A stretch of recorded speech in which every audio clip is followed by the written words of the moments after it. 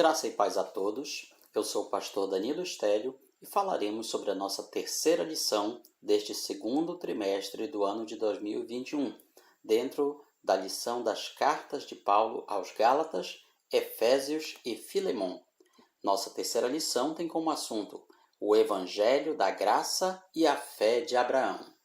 Nossos objetivos com esta lição vêm, em primeiro lugar, entender o perigo de começar na fé e terminar nas obras, aprender com Abraão, que foi justificado pela fé, e saber que a fé nos torna filhos de Deus em Jesus Cristo. O nosso textuário está na carta de Paulo aos Gálatas, capítulo 3, versículo 2. Quero apenas saber isto de vós: recebestes o Espírito pelas obras da lei ou pela pregação da fé? Nossa verdade prática nos fala que, enquanto a lei mostra ao homem sua condição pecaminosa, o Evangelho da Graça lhe dá a remissão dos pecados. Nossos hinos sugeridos da harpa cristã são os de número 30 e 176. E a nossa leitura bíblica em classe está em Gálatas, capítulo 3, versículos 1 a 29, a qual passaremos a ler agora.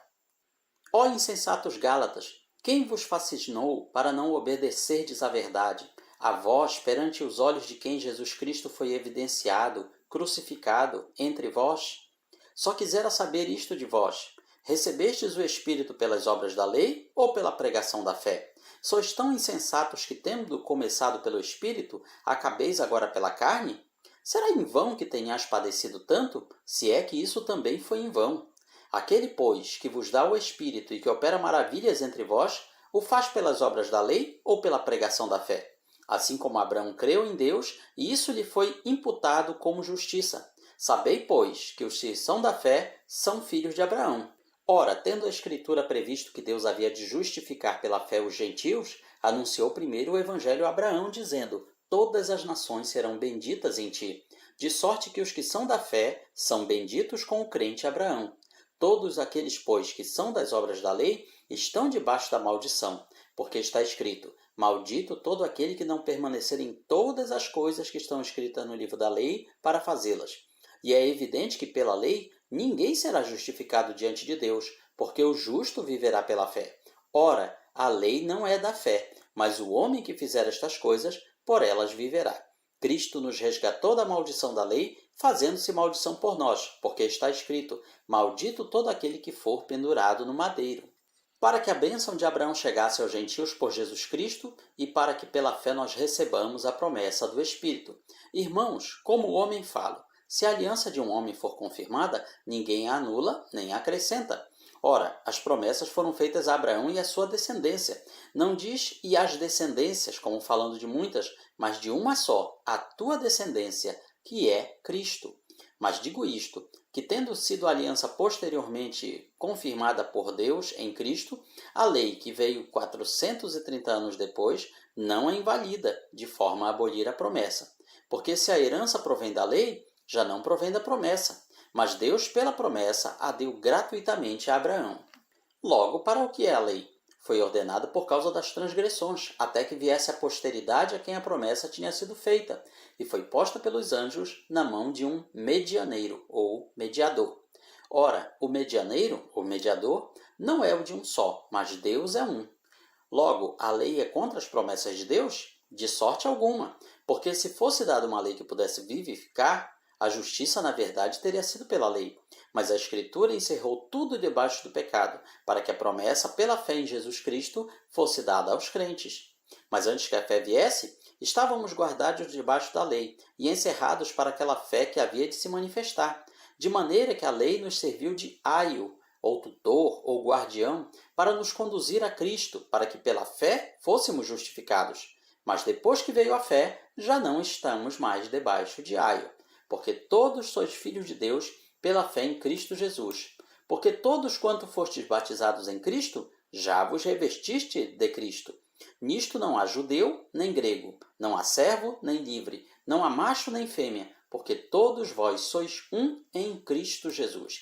E se sois de Cristo, então sois descendência de Abraão e herdeiros conforme a promessa. Após essa leitura, nós vamos passar para o comentário da nossa lição. No capítulo 3 de Gálatas, Paulo continua fazendo a defesa do evangelho da graça. Depois de expor o evangelho da incircuncisão, agora ele prossegue para o evangelho da graça. Ele se dirige agora diretamente aos Gálatas e questiona. Na verdade, é como se ele estivesse perguntando: por que vocês fizeram isso? Por que vocês mudaram? Por que vocês voltaram às velhas práticas judaizantes? E Paulo usa esse momento para expor a experiência de fé do patriarca Abraão. Mostra que a lei, dada através de Moisés, não invalida a promessa feita a Abraão e esclarece qual a real finalidade da lei no processo da salvação. Quando se fala aqui de lei, não é qualquer lei, é a lei mosaica, dada ao povo israelita após a sua saída do Êxodo. O primeiro tópico tem como título Gálatas insensatos. É como Paulo chama aqueles irmãos. Insensatos porque eles não tinham senso, como se fosse nos dias de hoje. Pessoas sem juízo, pessoas sem conhecimento, pessoas, como nós diríamos até, cabeça oca. Era isso que Paulo estava dizendo àquelas pessoas. Ele está perguntando quem vos fascinou. Em outra tradução fala quem vos enfeitiçou, quem foi que deslumbrou vocês, quem foi que encantou, hipnotizou vocês para que vocês mudassem a vossa conduta. Ante cujos olhos Jesus Cristo foi exposto como crucificado. Significa que os Gálatas viram Jesus crucificado no Calvário? Não. Aqui Paulo está dizendo que ele, na sua pregação, mostrou Jesus de uma forma tão viva a eles, na sua crucificação, que é como se eles estivessem lá. Paulo pregava Cristo crucificado. Para nós, hoje, Cristo crucificado parece algo comum, algo religioso. Mas naquela época, naquele local, uma pessoa crucificada era uma pessoa criminosa, era uma pessoa maldita, era uma pessoa que não merecia credibilidade alguma, ou era uma pessoa que estava ali condenada à morte de uma forma justa, pela justiça romana. Mas é esse Jesus que Paulo prega aos Gálatas e aos gentios em geral. Paulo não vem pregando a eles um Jesus que cura, salva, batiza, faz milagres, traz prosperidade, traz a pessoa amada de volta. Não foi esse tipo de pregação que Paulo trouxe. O que ele trouxe aos Gálatas e aos demais gentios foi Cristo crucificado, ou seja, o Filho de Deus foi crucificado, ele pagou o preço por nós, ele morreu pelos nossos pecados. É isso que significa. Então, depois de ter feito toda essa pregação para eles, agora Paulo é surpreendido com a notícia que eles estão voltando às práticas judaizantes, o que o deixa perplexo, o que o deixa, na verdade, pensando se valeu a pena todo o trabalho que ele teve com os Gálatas. Paulo fica surpreso com a rapidez que eles mudaram. Tão rapidamente eles saíram da fé e voltaram às velhas práticas. Assim também há muitas pessoas hoje que, ganhas para Cristo, rapidamente voltam à sua velha vida de pecados. Paulo está dizendo a eles: vocês tinham a obrigação de ser melhores do que eu estou vendo vocês serem. Vocês tinham que ser fortes, determinados. Vocês não tinham que tão facilmente se entregar aos ataques doutrinários dos judaizantes. Vocês tinham que ser melhor do que isso. Os Gálatas tiraram os olhos da cruz para contemplar outro evangelho. Portanto, nunca devemos tirar os olhos daquele que é o autor e consumador da nossa fé. Claro que nem sempre é fácil olhar para Jesus. Não o Jesus que o Evangelho mostra para nós. Às vezes nós queremos olhar para um outro Jesus, um Jesus que nos traz só bênçãos, só prosperidade, só paz e sossego. Muitas vezes nós não queremos olhar para o Jesus real, aquele Jesus que diz: quem quiser vir após mim, negue-se a si mesmo, tome a sua cruz e siga-me. Não é fácil olhar para um Jesus como esse. Também não é fácil olhar para aquele Jesus que fala coisas do tipo: quem não come a minha carne e bebe o meu sangue, não tem parte comigo. Ou então aquele Jesus que fala: no mundo vocês terão aflições, serão perseguidos, as pessoas vão aborrecer vocês, vocês serão odiados até pela própria família. Não é fácil olhar para um Jesus como esse, mas é esse Jesus que nós precisamos olhar. A maturidade de um cristão só pode ser atestada quando ele é capaz de defender a fé que diz professar. Existem muitos crentes hoje que têm alguma fé em Deus, têm uma fé verdadeira, pura, mas não são capazes de defendê-la, não são capazes de, diante dos ataques das outras seitas, das outras religiões, das outras crenças, defenderem a sua fé. Mas precisamos prosseguir em conhecer ao Senhor e defender a fé que nós professamos. No segundo item do primeiro tópico, o apóstolo Paulo mostra como eles rapidamente foram do espírito para a carne. Vocês são tão insensatos assim que, tendo começado no espírito, agora estão na carne? Ou seja, a decadência espiritual dos irmãos da Galácia saltava aos olhos. Eles receberam a salvação produzida pelo Espírito Santo, esse Espírito que convence o homem do pecado, da justiça e do juízo, mas ainda assim, rapidamente, abandonaram a fé em Cristo e se voltaram para as práticas judaizantes, para as práticas legalistas, ou seja, eles voltaram àquela vida em que achavam que, para serem aceitos por Deus, tinham que guardar as ordenanças da lei mosaica. Quando estamos falando lei mosaica, não estamos aqui nos referindo apenas aos 10 mandamentos, mas a todo o contexto da lei mosaica. Eram mais de 600 mandamentos que incluíam guarda do sábado, restrições alimentares e muitas outras práticas. Então, Paulo relembra a eles o seguinte: como chegamos a Cristo somente pela fé, então, para andarmos com Ele, tem que ser somente pela fé. Obras religiosas, por maiores que sejam, não servem para obter a aprovação de Deus na salvação. Isso significa que, uma vez salvos, podemos fazer o que bem entendermos? Não, não é isso. A vida do cristão ela deve ser uma vida de boas obras, de bons costumes, de maneira que as pessoas possam olhar para a nossa vida e glorificar a Deus por todos nós. Porém, essas obras elas vêm como resultado da nossa aproximação com Cristo. Elas não vêm como um requisito prévio para sermos aceitos por Cristo. Até porque, por melhor que sejam as nossas obras, elas não nos habilitam, elas não nos capacitam a sermos aceitos por Deus. No item 3, o apóstolo Paulo mostra que tudo é pela fé. Quando não estamos falando aqui de fé, não é qualquer fé. É a fé verdadeira, a fé salvífica, a fé que realmente nos faz acreditar que Cristo é o Salvador e que nós precisamos desse Salvador. Paulo pergunta o seguinte: aquele, pois, que vos concede o Espírito, que opera milagres entre vós, porventura o faz pelas obras da lei ou faz pela pregação da fé? Ele está mostrando que aqueles crentes na região da Galácia, embora eles tenham recebido o Espírito de Deus na sua vida, Deus opere milagres entre eles, mas tudo isso veio como consequência da pregação da fé, não da prática das obras da lei. Nos dias de hoje, não é muito diferente. Existem crentes que do dia para a noite trocam o evangelho que os resgatou, que os salvou, que os tirou das trevas do pecado e passam para um outro evangelho ou outros evangelhos. Bom, talvez você esteja se perguntando que outros evangelhos poderiam ser esses? Há muitos. Aqui a gente deixa como exemplo alguns que são mencionados pelo pastor Ciro Zibordi no seu livro Evangelhos que Paulo Nunca Pregaria, que são eles: o evangelho empirista, o evangelho antropocêntrico, o evangelho da prosperidade, o evangelho ecumênico, o evangélico teológico-cêntrico, o evangelho filosófico, o evangelho farisaico, o evangelho do entretenimento. Aqui é uma ótima obra para nós conhecermos um pouco desses vários evangelhos que são pregados hoje em dia e que muitas vezes nos levam para longe do verdadeiro evangelho de Cristo. Vamos então para o segundo tópico, o exemplo de Abraão.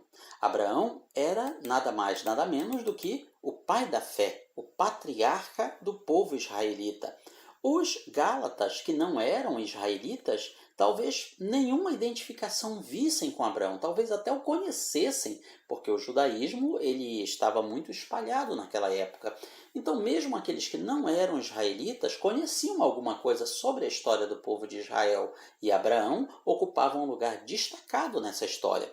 Mas pensavam eles talvez, o que eu tenho a ver com Abraão? Então Paulo usa esse momento justamente para mostrar: você que não é judeu, que não é israelita, você também tem ligação com Abraão. Isso deve ter causado um choque muito grande naqueles irmãos ali da região da Galácia. Veja que Paulo começa dizendo que Abraão foi justificado pela fé. Ou seja, quando Abraão viveu, não existia a lei mosaica. De que maneira ele foi justificado diante de Deus? Pelas suas obras? Pelas realizações? Pelas formas de que ele viveu? Pela fé dele em Deus. Abraão creu em Deus e isso lhe foi imputado, ou seja, foi conferido por justiça. Ele foi declarado justo na presença de Deus não pelas obras, mas pela fé. Alguém pode pensar, mas um momento, Abraão também realizou várias obras muito boas diante de Deus. É verdade, mas isso veio como consequência da sua fé, não veio antes da fé. As obras vieram após a fé. É isso que o apóstolo Paulo está mostrando para os irmãos da região da Galácia. Veja que essa crença de Abraão em Deus não foi uma crença qualquer. Deus prometeu a ele que ele teria um filho com a sua esposa Sara, embora ele já tivesse tido filho com a sua escrava Agar e com outras mulheres, mas Deus disse, para nenhum desses filhos é a minha promessa. A minha promessa é para o filho que você vai ter com Sara. Veja que quando Deus promete isso, Abraão já tinha 85 anos e Sara quase a mesma idade. Além disso, ela era estéril, ou seja, já tinha cessado o costume das mulheres, ela não ovulava mais. Mas nessas circunstâncias, Deus dá essa promessa. Deus dá uma promessa que teria tudo para nunca se cumprir, e falando em termos humanos, biológicos. Abraão tinha todos os motivos para não acreditar, mas ele acreditou, ele creu. E essa crença, esta fé sobrenatural que ele teve, a fé de crer contra todas as evidências, foi isso que Deus usou para lhe conferir a justiça. A promessa de que ele teria descendentes, e que eles não seriam descendentes qualquer, mas descendentes numerosos, como as estrelas do céu. Crer nisso, quando você não tem mais idade para ter filhos, é algo que só alguém como Abraão que poderia crer. Então esta fé sobrenatural é utilizada por Paulo como um exemplo de que a fé ela é o mais importante para nos salvar, para nos colocar como justo diante de Deus, e não as obras da lei.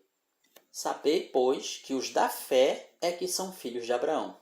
Veja que na época de Paulo, os judeus, os israelitas, os descendentes de sangue de Abraão, eles tinham muito orgulho de afirmar, nós somos filhos de Abraão, nós somos descendentes de Abraão. Até hoje, o judaísmo ele tem esse orgulho nacional de ser descendência de Abraão.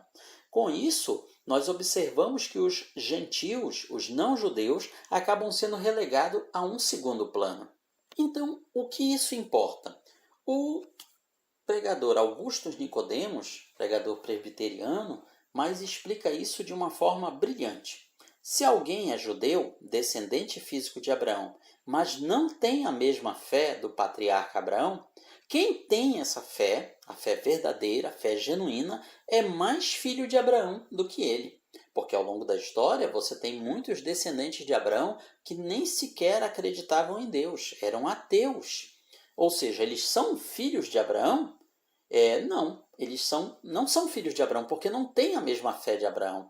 Paulo está dizendo aos Gálatas que só existe um caminho para alguém ser considerado filho de Abraão, é o caminho da fé. Abraão, portanto, ele é mostrado como o pai da fé viva, da fé verdadeira, da fé que agrada a Deus. E através disso, lemos aqui no item 3, os gentios são abençoados, as outras nações. Por quê? Deus promete a Abraão, na tua descendência, todas as famílias da terra serão também abençoadas. Então era algo que ia além da descendência dele, além dos seus descendentes. Deus disse que no patriarca seriam abençoadas todas as famílias da terra, como lemos em Gênesis capítulo 12. Então fica claro que o alcance do plano de salvação iria além das questões étnicas, iria além do povo israelita. O evangelho da salvação foi primeiramente anunciado e prometido a Abraão e se configurou no sacrifício de Cristo em favor de todos, judeus e não judeus, ou gentios ou gregos. E a igreja que Cristo estabeleceu é a união de todo aquele que crê. Esse plano, no Antigo Testamento, ainda não estava claramente mostrado, mas no Novo Testamento as cortinas do plano de Deus se abrem e ele se revela em toda a sua extensão. Então, feitas essas considerações, o apóstolo Paulo insiste aos cristãos da região da Galácia: não deem atenção a esses falsos mestres que estão fazendo vocês substituírem a liberdade que vocês têm em Cristo pela escravidão à lei judaica. Veja só, o apóstolo Paulo, ele era judeu, ele era fariseu, filho de fariseu, descendente de fariseu, discípulo de Gamaliel, que era um grande mestre da lei da época, ou seja, a lei judaica ele conhecia de trás para frente. Porém, ele chama a lei judaica de escravidão, veja só. Ele mostra porque as regras religiosas são incapazes de ajudar alguém a se justificar perante Deus. Ele mostra porque só Cristo é capaz de nos salvar. Ele mostra que a lei mosaica ela não serve para salvar ninguém. Ela só serve para apontar o pecado, para mostrar o erro. É como se fosse uma pessoa que chegasse num cômodo, chegasse numa casa e começasse a apontar: aqui está sujo, aqui está bagunçado, aqui está desarrumado, mas somente aponta, não ajuda a limpar, não ajuda a tirar aquela sujeira. A lei é dessa maneira.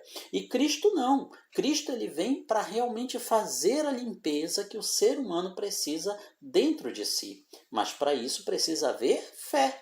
Porque não adianta dizermos para a pessoa: você precisa crer em Jesus para ser salvo. Se a pessoa não tiver a fé verdadeira, ela vai dizer: eu não preciso ser salvo. Eu sou uma pessoa muito boa. Eu sou uma pessoa que tem muitos méritos. Eu não preciso de um Salvador. Eu não preciso de Jesus. No terceiro tópico, vem mostrando a finalidade da lei, que é a pergunta que os Gálatas deviam estar se fazendo. Bem, se nós não precisamos obedecer à lei de Moisés para sermos salvos, então por que ela existiu? Por que ela veio? Porque Deus teve tanto trabalho de se revelar ao povo israelita lá no Monte Sinai, fazer com que Moisés durante 40 dias e 40 noites estivesse ali no monte recebendo os 10 mandamentos e o restante da lei mosaica para repassar ao povo e cobrasse deles aquela lei, se no final das contas ela não servia para salvar ninguém. No item 1 vem a resposta. A lei mostra a transgressão. A lei vem mostrando ao homem o seu erro, vem mostrando o quanto ele é o pecador. A lei faz o retrato falado de todos os mortais. Ou seja, ao contrário que uns e outros dizem por aí, a lei ela não vem mostrando o caráter de Deus, porque Deus não precisa de lei. Deus é santo, Deus é perfeito, Deus não tem sombra nenhuma de pecado. A lei vem mostrando o pecado, vem mostrando o que é certo e o que é errado. Alguém poderia dizer: sim, mas os outros povos diante dos israelitas, eles também tinham as suas leis que proibiam matar, proibiam roubar, proibiam adulterar e várias outras proibições, é verdade. Mas eram leis imperfeitas, eram leis incompletas. A lei mosaica ela veio ser mais completa porque ela reunia o padrão divino para cobrar da humanidade e mostrar: isso aqui vocês não devem fazer, isto aqui é errado. Quando a lei mosaica dizia para fazer ou não fazer alguma coisa, ela na verdade estava estabelecendo um código de conduta. A utilidade da lei, portanto, não é mostrar o caráter de Deus, mas sim mostrar os erros, os pecados, as limitações da raça humana. No segundo item vem dizendo que a lei não contraria a promessa. A lei exige que o ser humano cumpra todas as suas exigências, sem faltar nada. Só que ninguém é capaz disso. Então a finalidade da lei é mostrar: vocês são errados, vocês são falhos, vocês são fracos, vocês não têm condições para serem perfeitos por si mesmos. Em contrapartida, a promessa de Deus traz a redenção através da morte substitutiva de Cristo, que no Calvário ele cumpriu a lei em nosso lugar. É por isso que o seu último brado na cruz foi: está consumado, que literalmente quer dizer está cumprido, está tudo pago. porque ele cumpriu a lei da forma que nenhum outro ser humano conseguiria. Então, com isso, quer dizer que nós temos que cumprir a lei como Jesus? Não, ele já fez isso por nós. Ele fez por nós o que nós não poderíamos fazer. E agora nós temos que fazer o que realmente podemos, que é ter fé no seu sacrifício e entender que esse sacrifício é o suficiente para nos perdoar e para mudar a nossa vida. No terceiro item, vem falando ainda que a lei aponta para Cristo, de maneira que a lei nos serviu de aio para nos conduzir a Cristo. O que é o aio? É o tutor, é o condutor de crianças, é o pedagogo. Era aquele escravo que era o professor da criança, conduzia o ensino ou então levava a criança à escola. Era uma função temporária até que a criança atingisse a maioridade. Então o apóstolo Paulo está dizendo, a lei é esse pedagogo, esse tutor, esse condutor que ficou conosco temporariamente até que Cristo viesse. É por isso que em outro texto o apóstolo Paulo vai dizer que o fim da lei é Cristo. A finalidade da lei é Cristo. A finalidade da lei é apontar para Cristo. O encerramento, o término da lei é Cristo. É como se fosse um caminho, a lei, e o final dela está quem? Cristo. Então, da feita que conhecemos a Cristo, a lei perde a sua utilidade. É bem verdade que na época de Jesus, os escribas já tinham dissecado e catalogado a Torá, os 5 primeiros livros da Bíblia, listando os famosos 613 mandamentos, 365 do tipo não faça e 248 do tipo faça. Além disso, havia diversos rabinos ou mestres que debatiam incessantemente sobre como a pessoa temente a Deus deveria interpretar e aplicar esses decretos divinos. Então, veja que criava-se um cipoal de regras e leis comparável, por exemplo, ao ordenamento jurídico brasileiro, onde você tem muitas vezes leis contraditórias entre si. Então Jesus entra em cena e, ao mesmo tempo, ele tira aquele monte de leis e vem trazer uma nova lei, a lei dele, a lei de Cristo, que não é a mesma lei mosaica. A lei de Cristo ela é diferente. Ele oferece um novo jugo, ou seja, um novo e radical estilo de vida, que começa quando alguém vem a ele. Por isso que ele fala, aprendam de mim, que sou manso e humilde de coração. Vocês vão encontrar descanso para as suas almas. Não precisa do fardo da lei. Deixa que eu levo esse fardo. Eu vou dar a vocês um fardo mais leve. E realmente, o Evangelho da Graça, ao mesmo tempo que ele exige de nós a mais em alguns pontos, mas no geral ele é mais leve. A aplicação pessoal conclui o seguinte: o conhecimento do Evangelho da Graça deve gerar no cristão a consciência de que ele não é salvo por aquilo que faz, mas por aquilo que Jesus já fez de maneira plena. Não precisamos acrescentar nada no que diz respeito à salvação. Ou seja, para sermos salvos, temos que apenas ter fé em Jesus e o restante ele fará na nossa vida através do seu Santo Espírito. Esse, portanto, é um breve resumo da nossa lição e na sua escola bíblica dominical você com certeza vai aprender muito mais. Visite também a nossa página na internet, palavravivaefiel.blogspot.com, e você com certeza estará ali baixando esta lição e várias outras para edificar mais e mais a sua vida. Deus o abençoe em nome de Jesus.